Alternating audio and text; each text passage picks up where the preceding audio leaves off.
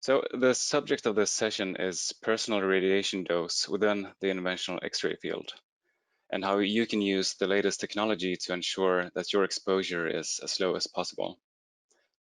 And before we move on, let me point out that I will use the term interventional X-ray several times. And I'm treating this as an umbrella term for simplicity. But please understand that as including all the diagnostic and therapeutic techniques that use fluoroscopy within diverse fields such as interventional radiology, interventional cardiology, vertebral augmentation, hybrid ORs, and so on.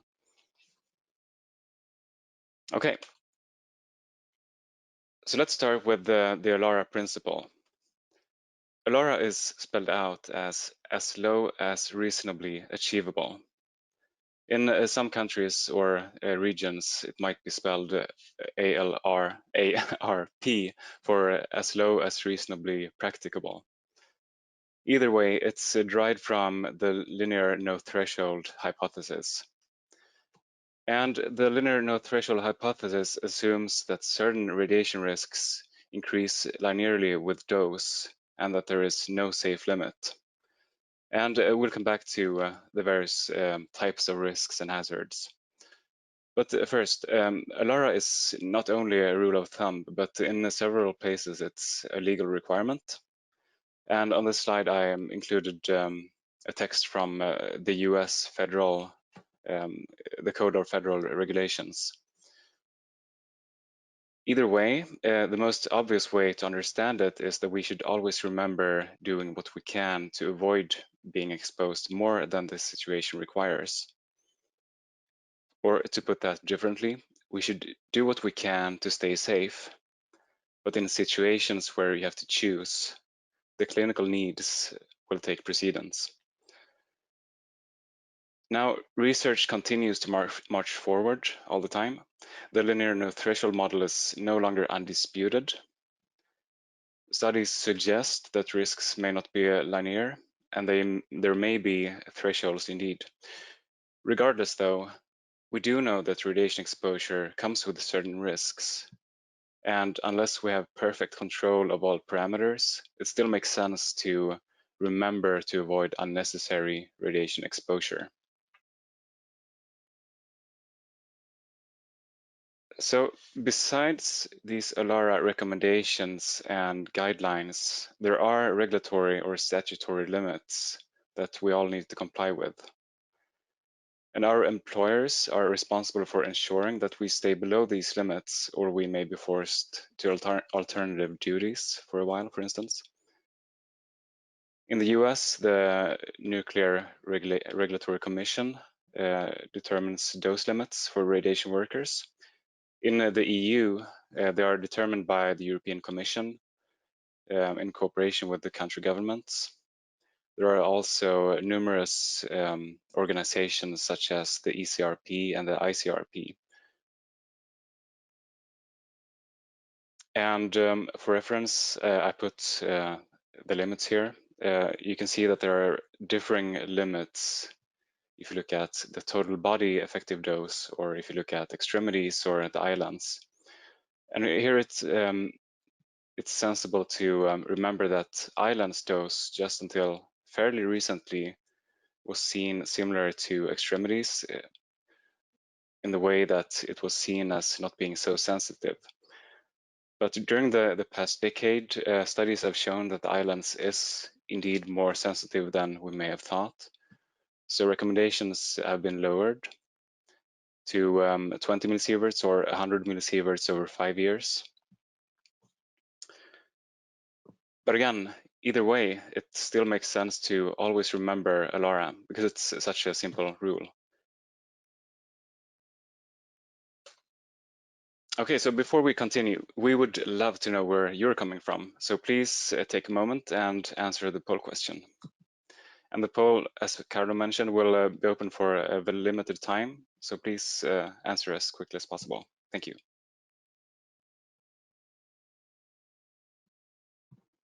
He has voted, so I will close it now. Perfect.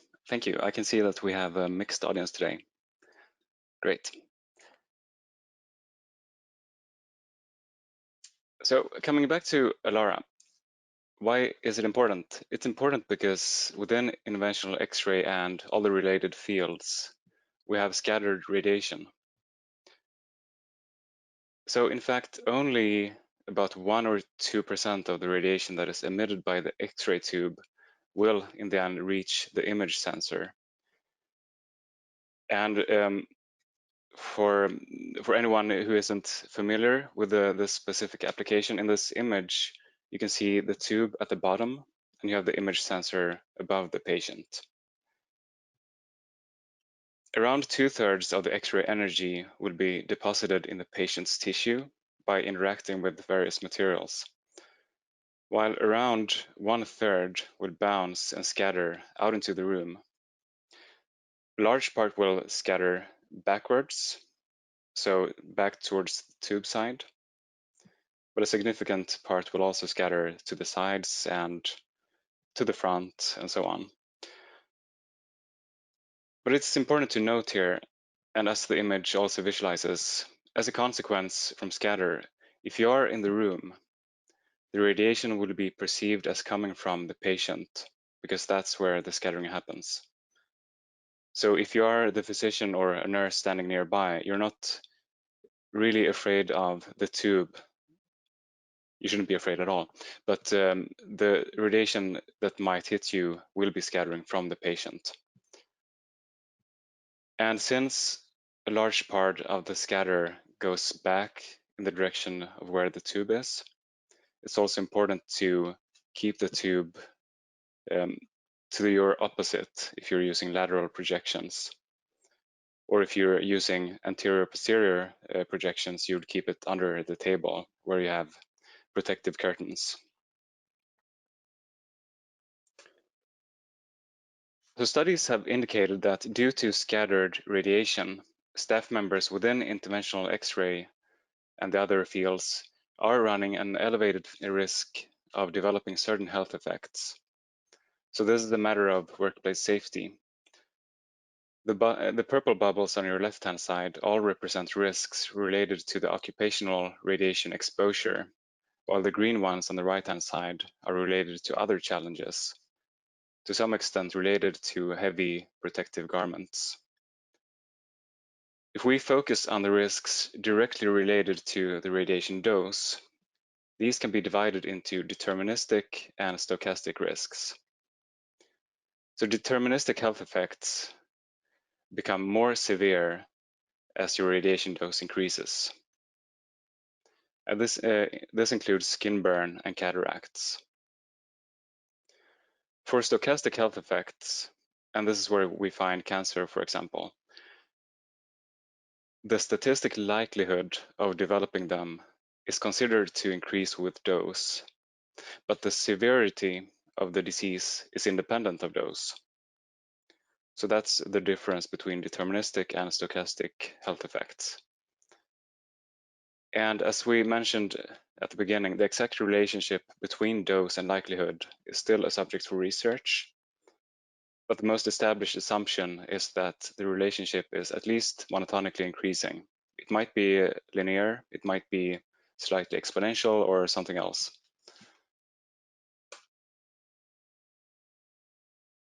So that's a whole lot of problems, but we're here today to talk about possibilities. So what can you do? The most essential tools for minimizing your radiation exposure are the three basic concepts of time, distance, and shielding. And I dare to say that these are more or less available to everyone. And they can be used in all situations involving ionizing radiation. If we start with exposure time, if you reduce your exposure time by, say, 20%, then also your corresponding dose will be reduced by 20%, assuming that nothing else changes.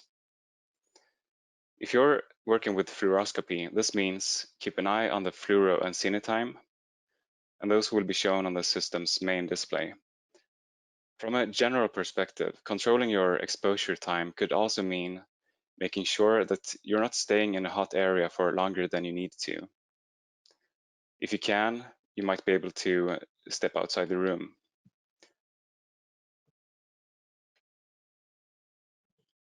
Relative changes in distance can have a great impact on radiation exposure levels. As an example, doubling the distance can reduce your dose rate down to a quarter. And again, remember that radiation will scatter from the patient. So if you're standing really close, you may have good opportunities to double or triple that distance, which will reduce your exposure dramatically. And before we move on to talk about shielding, I'd actually like to take a closer look at this. So the inverse square law might not be totally intuitive. So I wanted to just take a quick look at the physics, or maths really. The inverse square law is really a consequence of geometry in three-dimensional space. If we imagine a point source S emitting photons in all directions, we can then imagine a hollow sphere surrounding that point source. The sphere will be hit by 100% of all the photons coming from the point source. We can express the surface area of a sphere as 4 pi times the radius squared. And just really simply, that means that the surface area increases exponentially with increasing radius. If we stand at a distance r, and this illustration that I picked from Wikipedia, it shows our body as the letter A. If we stand at r, our exposed body area will be a certain percentage of this imagined sphere's surface area. If we move to the distance 2r, the corresponding sphere will have 4 times the surface area, the radius squared. Our body area does not change, so that means that our percentage of the sphere's area is a fourth compared to before. And this means in reality, at the distance 2r, the number of photons hitting us is reduced to a fourth, a quarter, or reduced by 75%. 75% of the photons that did hit us at distance 1r will now miss us. And we can do the same maths for any change in distance. So that's why this is so effective. Unfortunately, there's one tiny caveat. This is for point sources. So at really close range, the scattering part of the patient isn't really a point, which means that if you're standing right next to the patient, like a couple of centimeters away, then the effect will be less dramatic when you move away. But still, the difference is big, and at some distance, the inverse square law is really a great tool to have in your toolbox.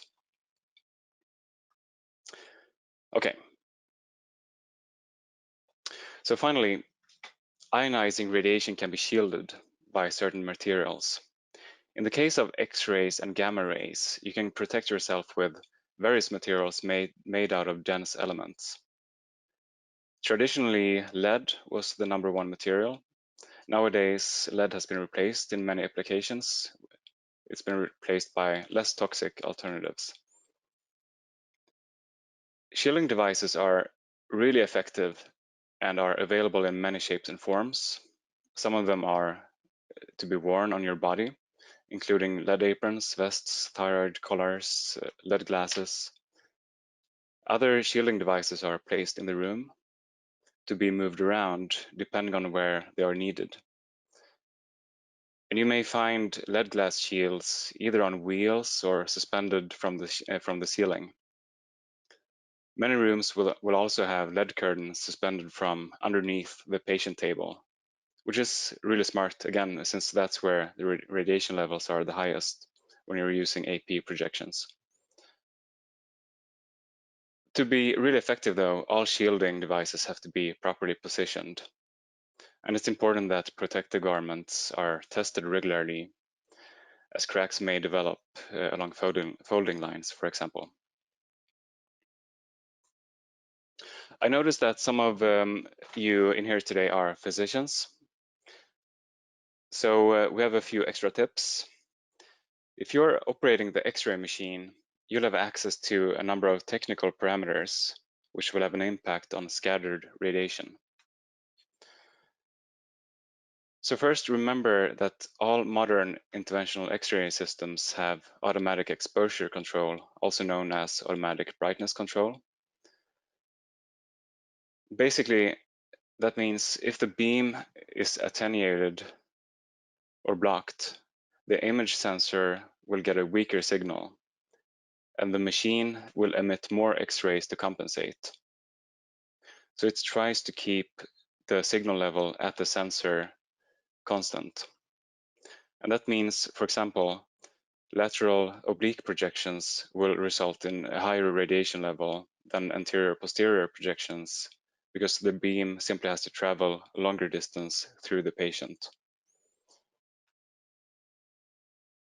For similar reasons, sensor to patient distance will affect radiation exposure, as will the presence of dense materials in the primary beam. And we do know that higher dose rates in the primary beam will lead to higher levels of scattered radiation. And that's why if we have less signal at the image sensor, the machine will increase the output and the level of scatter will increase. Similarly to exposure time, the frame rate will have a direct impact on the amount of radiation emitted, and again, as a consequence, also on the level of scatter. For example, going from 15 frames per second to 7.5 will effectively cut your exposure in half. Then again, remembering the RA in Alara, reasonably achievable. And again, just like exposure time, the frame rate will of course ultimately be governed by what the medical procedure requires. But I believe it's important to be aware that there is a connection. And finally, remember to use collimation to shield off parts of the radiation field whenever you don't need to see the peripheral parts of the image. Collimators are remote-controlled little radiation shields that remove parts of the beam that you don't need. You can see them as somewhat reminiscent of aperture for those of you who might be into photography. And as mentioned in the previous slide, the less radiation that comes out of the machine, the less radiation there is to scatter onto the medical staff. Now, the tricky thing here is that our human senses cannot detect X-rays. We can't see them, we cannot hear them or feel them. And that can make it really hard to judge how you're doing when you're in the middle of a procedure. And that's why RaySafe has developed real-time dosimetry. Real-time dosimetry, such as the RaySafe i3 system, is a type of product that shows you your personal dose rate in real time. And dose rate can be compared to speed, and it's expressed as sieverts or rems per hour being the keyword, whereas dose would correspond to the distance traveled and is expressed as sievert or rems. In other words, dose rate can be seen as sort of the intensity of the radiation that you're exposed to. And with this information, you will be able to tell when you're exposed. You can tell how much and whether the dose reduction measures you're taking are effective. In other words, it helps you to observe the concepts we have touched upon in the previous slides. And over time, this will help you build a better intuition. It helps you adapt and learn what works. It helps you learn what works and what doesn't work in terms of keeping your radiation exposure as low as reasonably achievable. Right, let's pause here for a minute. Before we continue, may we please ask if any one of you is using this type of product right now?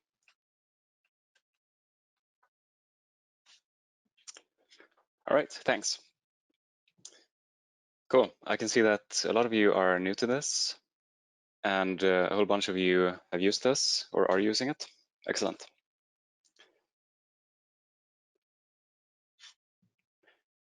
So I'd like to summarize real-time dosimetry as 3 functional blocks.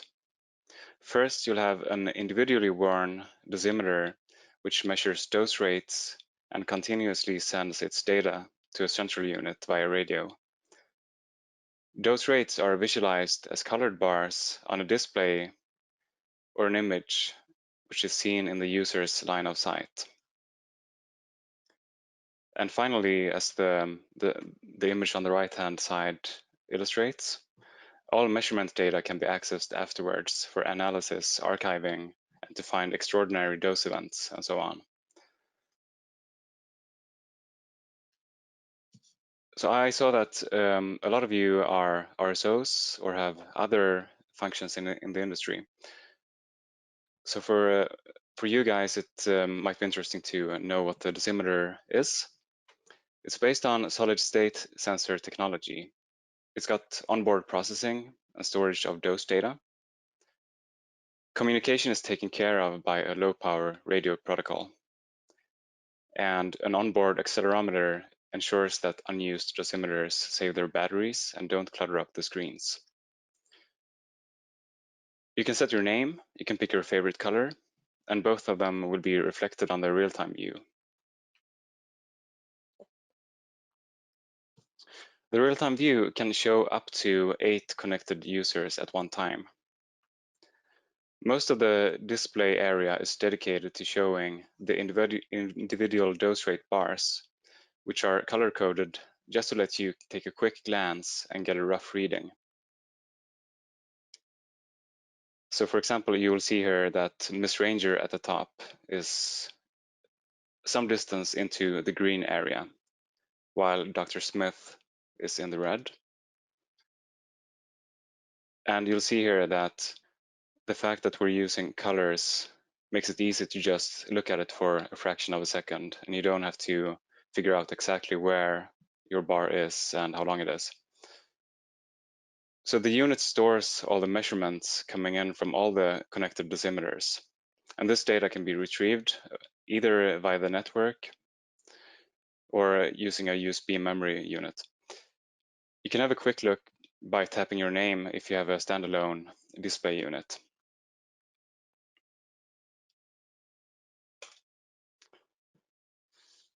So I prepared a couple of quick examples to illustrate how it all comes together. And mind you, these are all made up, but based on real observations that we've made at hospitals with the users using this technology. So let's look at the example of Dr. Smith. Dr. Smith forgot the movable shield while being focused on the medical procedure. And Dr. Smith ended up being in the red area.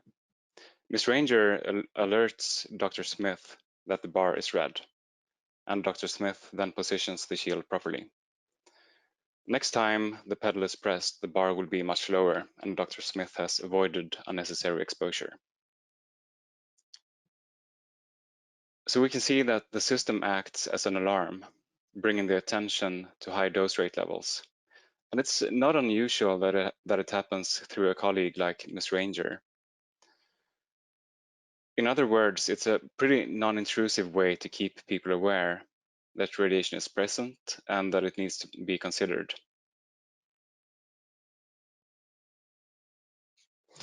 So if we move to Miss Burrows, and let's say that Miss Burrows is the person to the far right in the image.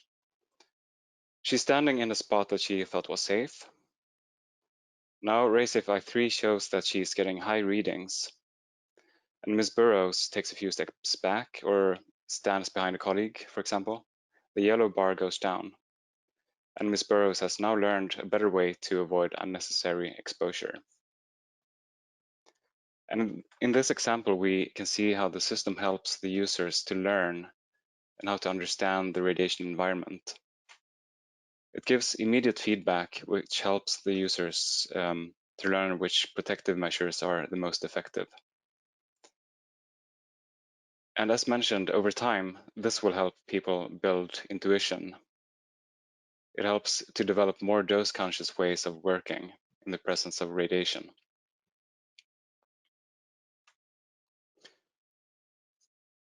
So before we go ahead and wrap this up, I would like to mention that there have been a number of studies conducted with real-time dosimetry. So let's have a look at a few of them. So the first one was done at Lawrence General Hospital in Lawrence, Massachusetts.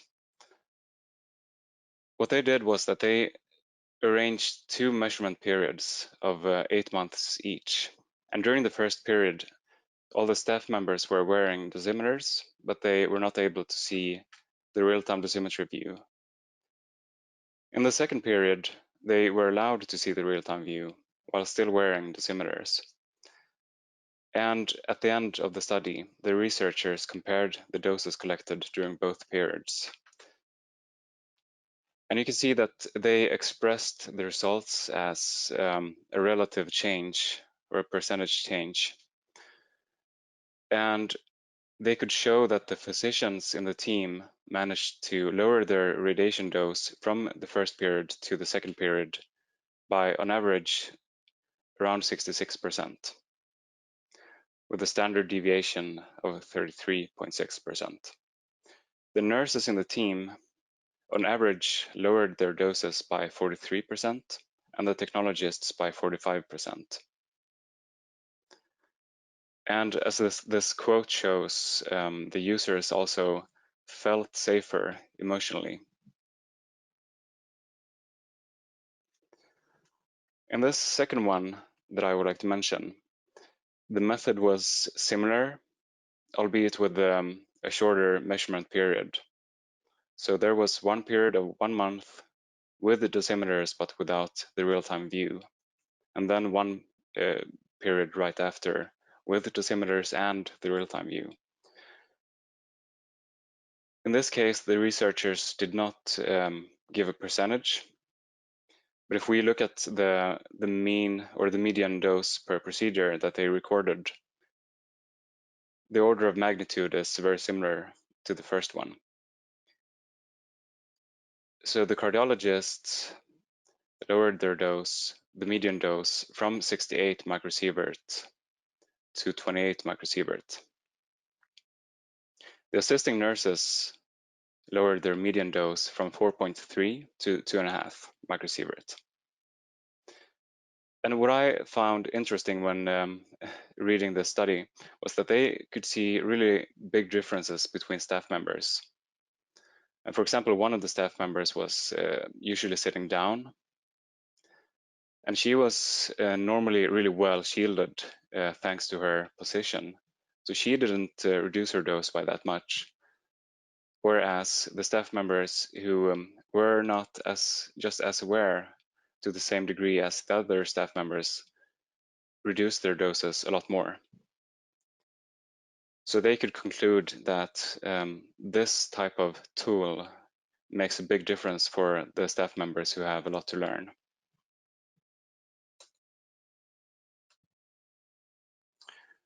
And the third and final study that I would like to share is from the University of Rochester Medical Center in Rochester, New York. And this study is a little bit different. Before they started their study, they had difficulties managing staff radiation dose overall, with some staff members approaching the regulatory limits. And due to that, the RSO, the radiation safety officer, spent a lot of his time working on investigations and warning letters. What they did was that they implemented a whole package of corrective measures, including added and repaired shielding. They improved the radiation safety training programs, and at the same time implemented real-time dosimetry in high-dose labs. And as a result of this, the collective dose was reduced by 50% in the first year. And as the graph on the right-hand side of the screen shows, the number of warning letters that they had to send out, and all bringing with them the need for investigation, the amount really went down quarter by quarter after implementing this package of corrective measures. And what they concluded was that they could see a big importance of tying together real-time dosimetry and other dose reduction efforts, such as shielding devices and focused radiation protection training. So it really goes hand in hand. You can really build synergy. All right. So we have covered several topics during the last 35-ish minutes. And out of all these things, if you were to remember just 3 things, I'd like you to remember the following. Number 1, remember to keep your radiation dose as low as reasonably achievable. Alara. Number 2, you already have a lot of the tools you need: time, distance, and shielding.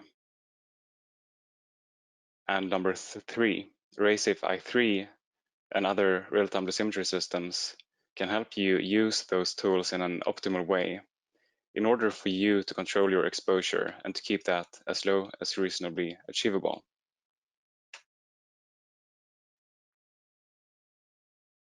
That's it. Thank you.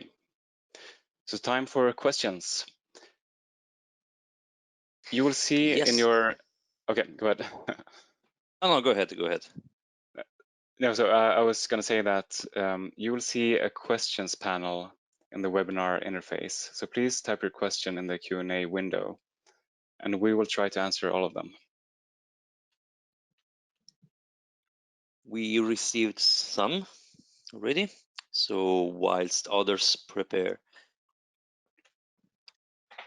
we have one asking, does the i3 store the radiation exposure data for post-procedure analysis? It sure does. So shortly, the dosimeters store the accumulated dose values. They also store the real-time second-by-second dose rate measurements for a limited amount of time. You can read that out using a bundled PC software. At the same time, all the doses are also synced and stored in the central unit in the lab, and that might be either a RaySafe i3 display or it might be a RaySafe real-time hub, depending on which system configuration you might have. But the overall doses and the second-by-second dose rates are always stored in their entirety in the central unit and can be accessed and retrieved afterwards, either by the network, or if you have the standalone display, you can also use a USB memory stick. Great. Then we have another one. Philips DoseAware was based on RaySafe i2 systems. Is DoseAware currently sold by Philips modernized to i3 level, or is it still with functionalities of old i2? So there are some tiny differences, but from a general perspective, the current version of Philips Doseware is equivalent to RaySafe i3. And that Okay. includes the new dosimeters, which is the main difference.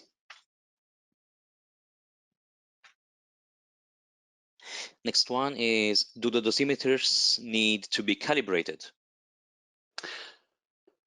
A good question. So we calibrate them before delivery, and we have state-of-the-art calibration labs at the RaySafe facility here in Gothenburg, Sweden. The calibrations are traceable to international standards and are performed according to several quality systems. We don't require or recommend recalibration during the lifetime of the product. And that's simply because the technology in itself is really stable. And if you compare to some other products, such as the RaySafe X2, where the requirements are really tight, then we still require recalibration to really stay within these really tight specification limits. When it comes to real-time dosimetry, there are a lot of error sources already, such as the resolution on the screen, your distance to the source, etc. So the minute differences that we would gain by recalibrating on an annual or biannual basis are just not necessary.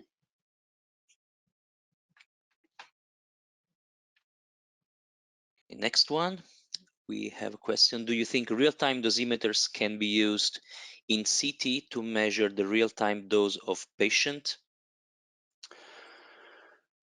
So I'd like to say two things about that. First off, the dosimeters are not optimized for being in the direct beam. So they are optimized for scattered radiation. And the scattered radiation levels will be lower than what you see in the primary beam. And also when it comes to measuring on the patient on a CT machine, you will have radiation coming from all directions along a circle, since the tube will be spinning. The dosimeters have an angular response, and they're optimized for being really accurate from the front, since they are to be worn on your body. They will not measure a lot from behind. Now, meanwhile, we have included CT intervention in the design scope for the dosimeters. So they can absolutely be used when a CT machine is used for the imaging, but they are still optimized for being used by the staff and not by the patient itself. Thank you. Can you connect a RaySafe i3 dosimeters to a Philips dose-aware system? Yes, both systems are compatible with each other. And you can also go the other way around. Thank you. Are there any enterprises from post-Soviet area who can't buy the equipment without some declaration, or are there any other rules for these enterprises? That's a good question. All questions are good, of course.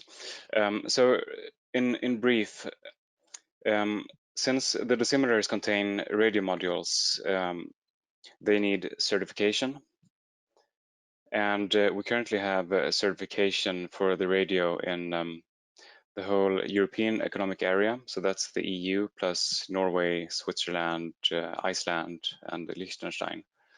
We do not have a certification for example, Russia, Ukraine, or Belarus as of the time being. Clear. Can a surgeon wear a monitor for their case and then a different surgeon wear the monitor for the following case? Will both doses be stored for the two different surgeons? So they can absolutely share dosimeters. And many times that's a really good idea to make sure that all staff members have access to the technology. And in that case, maybe you wouldn't call the dosimeters Dr. Smith and Miss Burrows. You could call them dosimeter 1, 2, 3, or dosimeter blue, red, yellow, purple, and so on. The system cannot determine who is wearing it though, so there's no automatic way to segregate the dose records from person A from person B. I would recommend if that's what you would like to accomplish, that you then compare the dose records with the patient list, for example. Okay. Is I3 dosimetry used only for cardiology, or it can be used for any radiation department, for example, X-ray radiation technologist? So it's used for all areas where the staff is in the room while radiation is used, and where the radiation source is X-ray or photon radiation. So I can just really quick show some specifications. You can see in the orange little graph in the bottom middle that we have a specified energy range going from a mean energy of just above 30 kilo electron volts to 118, I think it is, to be exact. And this corresponds to the energies you'd use within interventional X-ray, including cardiology, neuroradiology, orthopedics, etc., and all the way up to CT intervention. If you are in a field or a specialty where you would normally leave the room while irradiating, then the dosimeters would normally not pick very much up because the dose rate levels in the shielded area will be too low.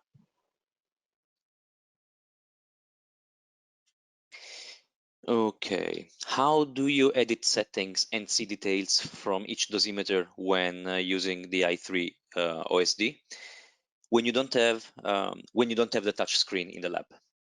So how do you edit the settings when you don't have the touch screen?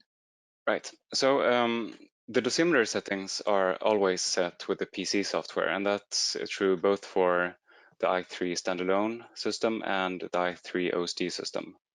So you would use a software called DoseView or DoseViewer to connect the dosimeter with a USB cable, and then you can set your name, your color, dose limits, you can sync the clock, etc.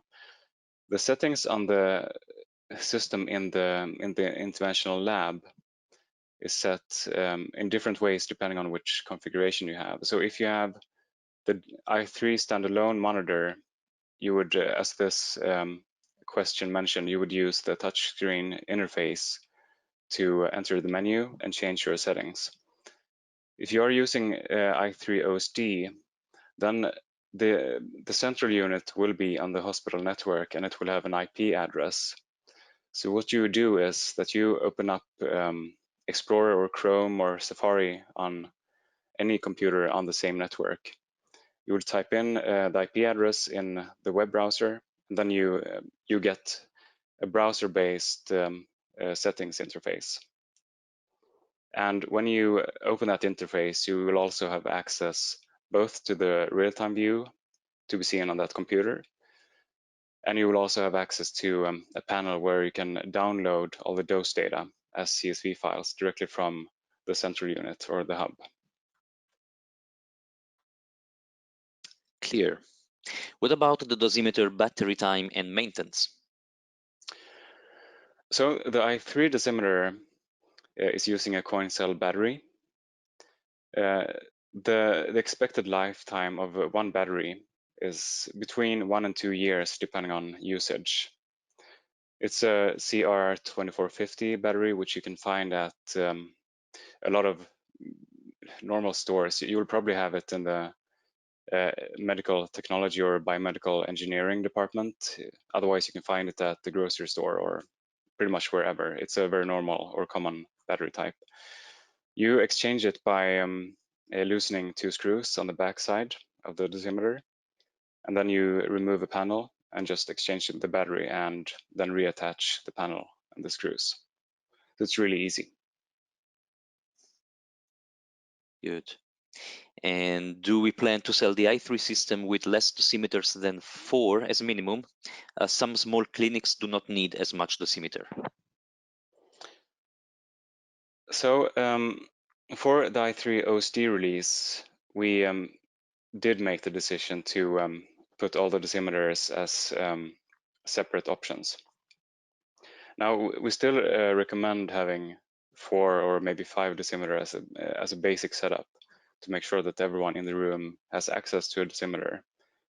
And as you grow into the system, you may add even more dosimeters and make them personal. But yes, to answer the question, with the OSD platform, you can choose to use fewer dosimeters than 4. With the i3 standalone system, we're not offering that option today. The minimum is still 4. What about i3 use in nuclear power plants?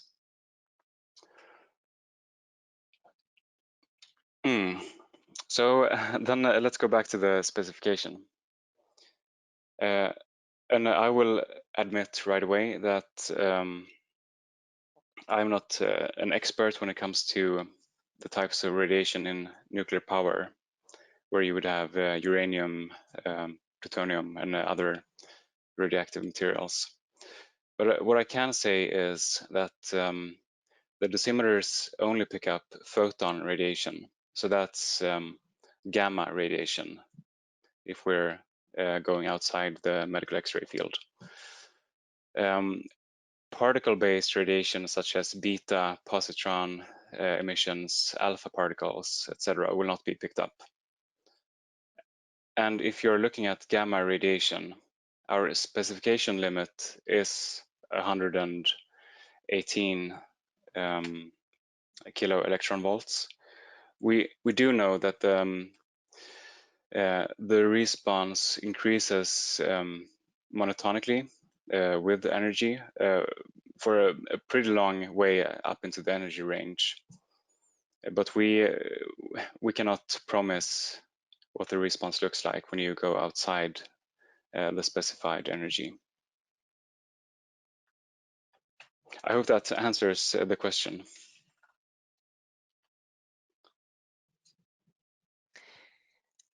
Is I3 price level higher, lower, or comparable to those aware system?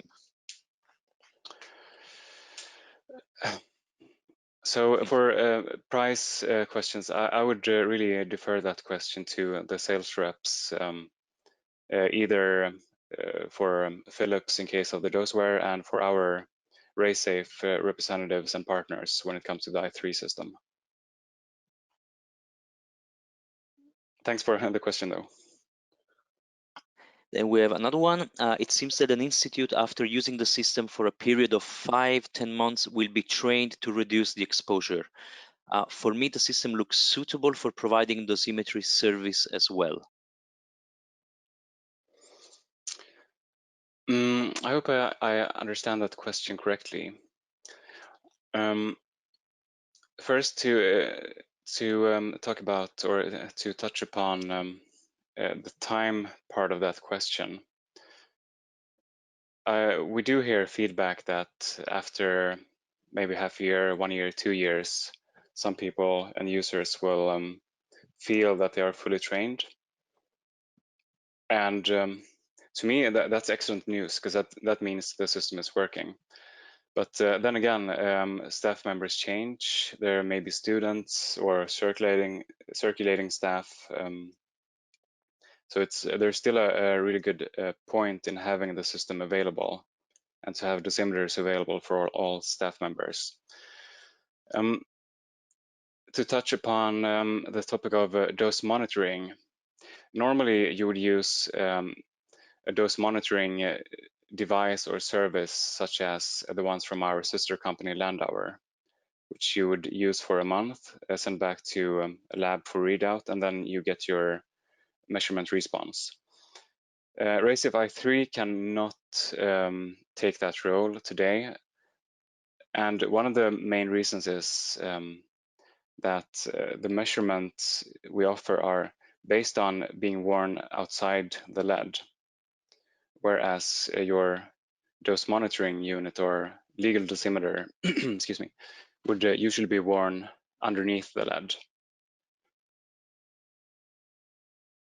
So just to tie that together, the RaySafe i3 system does not replace your traditional dose monitoring methods.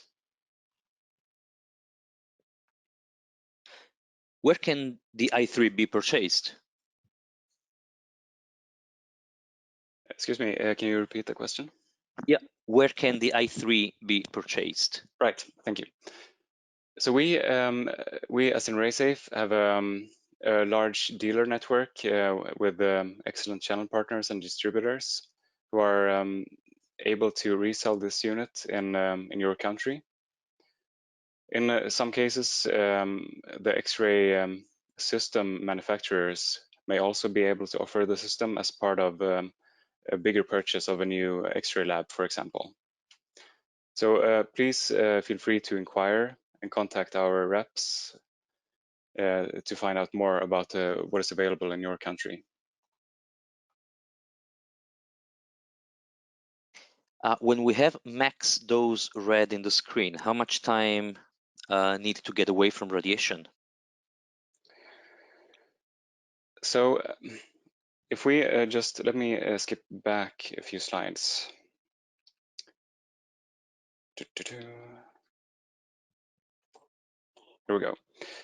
As you can see, the maximum value that the screen displays is 20 millisieverts per hour. And that means that you will reach your annual limit in 1 hour. Now, the way radiation works, you really want to control your exposure over time. So, of course, the higher the bar, the less time you want to spend with that exposure. If you are in the yellow part, you can stay a lot longer. And you may notice that the graphs are using a logarithmic scale. The reason being that we want to be able to show both the lower measurements with good readability, so that's the green area, but also still have room for the larger measurement values. And from experience, I would say that you would rarely really max out the scale. And even if you do max out, the dosimeters will still continue to record the higher level. So the dosimeters will not stop at 20. It's just what we determined to be a good usable range for the real-time feedback. So I know that doesn't exactly answer the question, but I hope you you get some increased clarity. So how could we know the dosimeters need to be replaced and buy the new ones? So I assume that to be referring to the I2 dosimeters, which have a more squarish styling. Those will work completely fine until the battery runs out. Normally that would be around 4, maybe 5 years, again, depending on how much you use them. But there's no, so they will not deteriorate over time. But that said, the I3 units, of course, bring a lot of other benefits, such as improved measurement accuracy. You get the accelerometer that I mentioned in the previous slide, the TIDES unused dosimeters. That's something that the I2 dosimeters don't have. You have a better angular response, so better as in more predictable, and also increased response on the really low dose rates, which makes sense when you have modern low dose lab. So there are many benefits to upgrading to the I3 dosimeters, but the I2 dosimeters will still perform as new until the battery runs out. Are there any issues with staff getting distracted by looking at the real-time dose rate screen and not concentrating fully on the procedure being performed? That's a good question. Now, the screen is made to be easily readable, but non-obtrusive or non-intrusive. So I haven't heard that sort of feedback over the 8-10 years that this type of product has existed on the market. In everyday situations, the staff members will focus on what they have to do, and that's also why we see this effect where one staff member might be looking at the real-time view because that staff member maybe doesn't have anything to do for that specific moment during the procedure. So they will look at the I3 view and then help alert other staff members. So no, I haven't heard of that being a problem. Is the dose accumulated through the days? Yes.